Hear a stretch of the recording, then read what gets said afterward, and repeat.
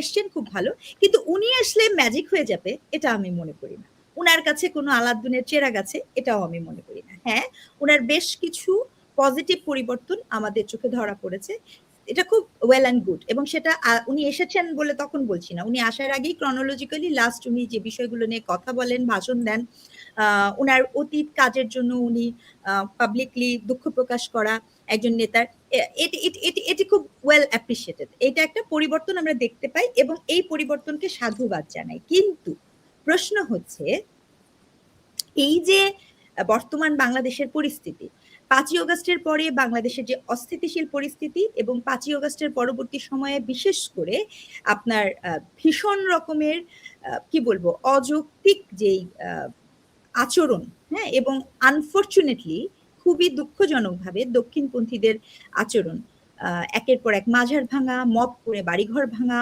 মানুষকে বিপদগ্রস্ত করা, এবং আপনার সর্বশেষ এমনকি লাশ, নুরা পাগলার লাশ আপনার মনে আছে, লাশকে তুলে নিয়ে যে পুড়িয়ে দেওয়া, এই সকল কিছু, এই যে অস্থিতিশীল একটা জায়গাতে, সেই জায়গাতে এসে উনি যখন কোনো ধরনের উস্কানিমূলক বক্তব্য যে দিচ্ছেন না, এটা একটা ম্যাচিউর রাজনৈতিক বৈশিষ্ট্যের লক্ষণ। হ্যাঁ, কারণ এখানে উস্কানিমূলক বক্তব্য দেওয়া যায় না। তবে এই ক্ষেত্রে এরকম জায়গাতে হয় কি, ৫ই আগস্টের পরে ৩ মাত্রার শূন্যতা তৈরি হয়েছে। এক হচ্ছে বুদ্ধিভিত্তিক শূন্যতা, যেটা সামহাও আপনি দেখবেন ৫ই আগস্টের পরে প্রচুর নতুন বাংলাদেশ কেমন, এগুলো নিয়ে অনেক আলাপ হয়েছে, সেটা হয়তোবা কিছুটা কমানো সম্ভব হয়েছে। ২ হচ্ছে নেতৃত্বের সংকট, ৩ হচ্ছে মতাদর্শিক সংকট। জনাব তারেক রহমানের আগমনে যদি এই বিষয়গুলো যায়, নেতৃত্বের সংকটের আংশিক, আমি বলছি না পুরোপুরি, আংশিক একটা ভীষণ যে জায়গা ছিল, শূন্যতা ছিল, সেটা পূর্ণ হয়েছে।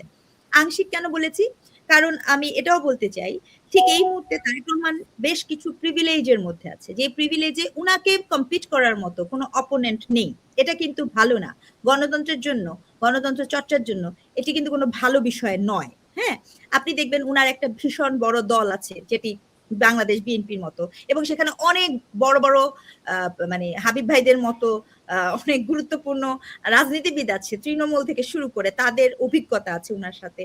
সো উনার একটা বিশাল বড় ইয়ে আছে, পারিবারিক ব্যাকগ্রাউন্ড আছে, যেটা এই মুহূর্তে যারা মাঠে আছেন তাদের নেই।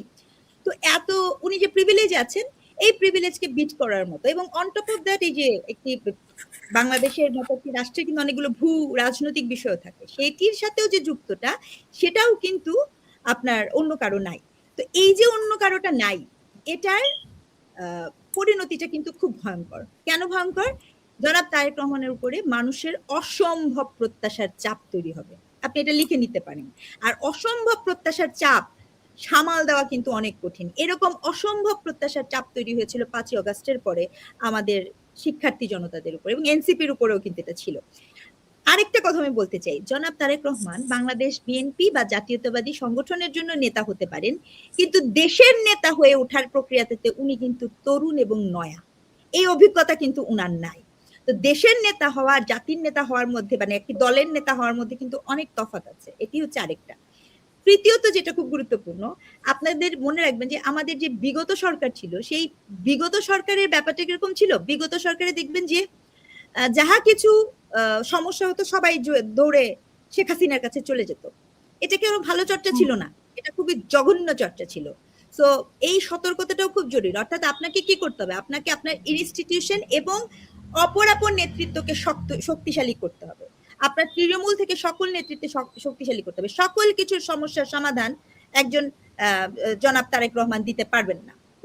তো এই বিষয়গুলোর চ্যালেঞ্জ তো বিএনপির আছেই। তারপরে উপরন্তু যে দলটির নাম আওয়ামী লীগ, বাংলাদেশ আওয়ামী লীগ, মনে করিয়ে দিতে চাই সেই দলটি কিন্তু এই মুহূর্তে আন্ডারগ্রাউন্ডে আছে। এখানে যারা রাজনীতিবিদ আছেন তারা জানেন যে যখন কোনো দল আন্ডারগ্রাউন্ডে থাকে, আন্ডারগ্রাউন্ডে থাকা দল কতখানি ভয়ঙ্কর ভাবে নানা ধরনের কিছু করতে পারে, তাকে নিয়ন্ত্রণ করার ব্যাপারটা, প্রক্রিয়াটা কিন্তু মানে অসম্ভব কঠিন এবং জটিল। তার সাথে তো এই দল যারা দেশ চালাচ্ছে কারা, এই মুহূর্তে দেশ চালাচ্ছে কারা, পুলিশ, তার তো নৈতিক স্খলন আছে, আপনি তো দেখতে পাচ্ছেন। সেনাবাহিনী ওইভাবে কাজ করছে না, কাজ করছে কে, কাজ করছে আমলারা। ঠিক আছে, কোন দলের আমলারা, বিএনপি কে জানে না? সেই আমলাদের নেতৃত্বে যখন এটি নির্বাচন হবে, সেটি কিভাবে হবে, সেটি কি বিএনপি পরিষ্কার করেছে? আচ্ছা, 3 মাত্রার ভোটার আছে। হুম? ডাকসু, ডাকসু, রাকসু এগুলোতে ভোটাররা দেখিয়ে দিয়েছেন তো যে তারা কিরকম যেতে পারে। তাহলে এটি একটি শ্রেণী। হয়তোবা ডেইলি স্টার প্রথম আলোর ঘটনাতে এই শ্রেণীটা একটু মিনিমাইজ হয়েছে। কিন্তু আ বাংলাদেশে বিশাল বড় একটা ভোটার গ্রুপ আছে। যে ভোটার গ্রুপ তরুণ ৩৫% ভোটার সেই গ্রুপের। এই ভোটারদেরকে আকর্ষণ করার মতো কি আছে? এই ভোটারদেরকে আপনি এই ভোটার না তো জনাব তারেক রহমানকে জানেন, এই ভোটার না তো বিএনপি সম্পর্কে জানেন। উপরন্তু এই ভোটারের মাথায় একটা ন্যারেটিভ ঢুকিয়ে দেওয়া হয়েছে ৫ই অগাস্টের পরে। কি যেন ছিল? একই নৌকার ২ বিষ, নৌকার ধানের শীষ এই টাইপের কিছু একটা ছিল। ২ সাপের ১ বিষ।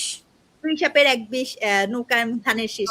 এই তরুণ ভোটারদেরকে আপনি আকৃষ্ট করবেন কি দিয়ে? অর্থাৎ কি অফার করেন? ৩১ দফা? ৩১ দফার মধ্যে এই তরুণদেরকে আকৃষ্ট করার মতো কি আছে? এটা একটা প্রশ্ন। আমি আমার চোখে দেখতে পাচ্ছি না। আর বাংলাদেশের মানুষ অনেক ধর্মপ্রাণ। ধর্ম অনেক সুন্দর। ধর্ম মানুষকে আশ্রয় দেয়। ধর্ম মানুষকে প্রত্যাশা দেয়, আশা দেয়। কিন্তু এই ধর্মকে ব্যবহার করে যে পক্ষটি রাজনীতি করে তারা সবসময় একটা সুবিধাজনক অবস্থানে থাকে। তাদেরকে বলা হয় চাঁদে সাইদি দেখা যায়। এবং দুঃখজনক হলেও সত্য বাংলাদেশে অনেক মানুষ সেগুলো বিশ্বাস করেন।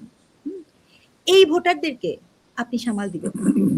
এই চ্যালেঞ্জ গুলাকে কিভাবে আপনি মোকাবেলা করবেন? আগে নির্বাচন, পরে না জাতি গঠন। তো এই বিষয়গুলো আমার মনে হয় সামনে আসা জরুরি। সংগ্রাম হচ্ছে।